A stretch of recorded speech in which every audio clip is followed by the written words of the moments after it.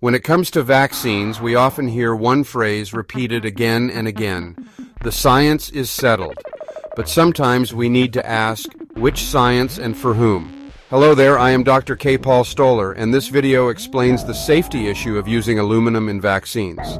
Aluminum, not a new ingredient in vaccines. It's been used for decades, not to fight disease directly, but as an adjuvant, a compound that helps stimulate a stronger immune response. But here's the question. While aluminum is known to be safe in tiny amounts when ingested, does that mean it's equally safe when injected, especially into infants whose bodies and brains are still rapidly developing? Well, no, far from it. In fact, scientists and regulators do treat injected aluminum differently from ingested aluminum. When you eat aluminum, less than 1% is absorbed. The rest is excreted. But when aluminum is injected, it enters the body's tissues directly. From there, it's slowly released into the bloodstream and finds its way into cells and neurons. The rest is excreted by the kidneys. But here's where the concern grows. Infants, and especially newborns, don't have fully mature kidney function. And that raises a very legitimate question. Are we adequately understanding, let alone respecting, their ability to clear aluminum? A 2020 study by McFarland, Lajoie, Thomas, and Lyons-Weiler tried to model this. They looked at different vaccine schedules and asked, how long does aluminum persist in the infant body under these various timelines? Their model suggested that under the CDC's current vaccine schedule, infants may spend significant periods of time in what they called a state of chronic aluminum toxicity, especially if they have underlying genetic or metabolic vulnerabilities that impair detoxification. Now, to be clear, this study wasn't a clinical trial.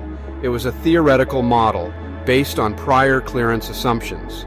Critics point out that some of the math relies on unvalidated parameters, but the authors weren't claiming to prove harm. They were raising a red flag.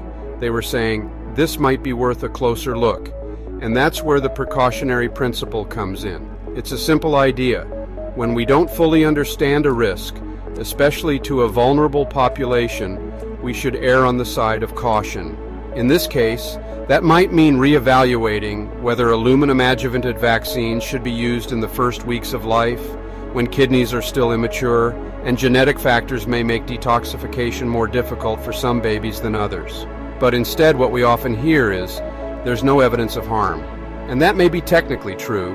If you don't study it, you won't find it. But that's not the same as proving safety.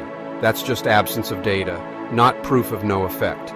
You can be supportive of the intention of vaccines while still demanding better science, more transparency, and more independent safety studies, especially when it comes to infants.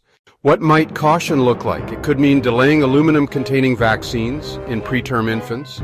It could mean investing in aluminum-free adjuvants. It could mean screening for detoxification vulnerabilities, just as we screen for other rare metabolic issues at birth. It could even mean giving parents informed options on different vaccination schedules, guided by real data, not big pharma dogma. In the end, asking these questions doesn't make you anti-vaccine. It makes you pro-safety and pro-science, because good science doesn't silence concerns. It investigates them. And if we truly care about protecting our most vulnerable, our babies, we shouldn't just trust the science, and I am not referring to Mr. Science himself, Anthony Fauci, who announced he is the science.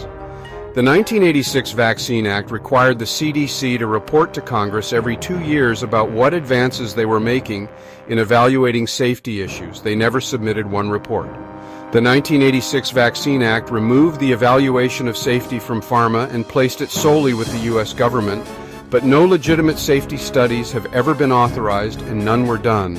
In fact, a senior statistician at the CDC, William Thompson, testified as a whistleblower that the CDC makes data-raising safety concerns disappear.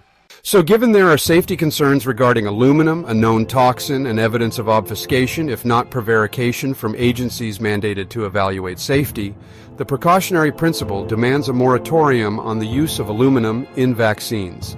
Safe and effective is an indoctrination mantra used to brainwash a trusting public. A little less trusting given what transpired with COVID. Safe and effective is more like an epitaph and should be carved on a few grave markers. A word to the wise, as is oft said, Proceed at your own peril. The end.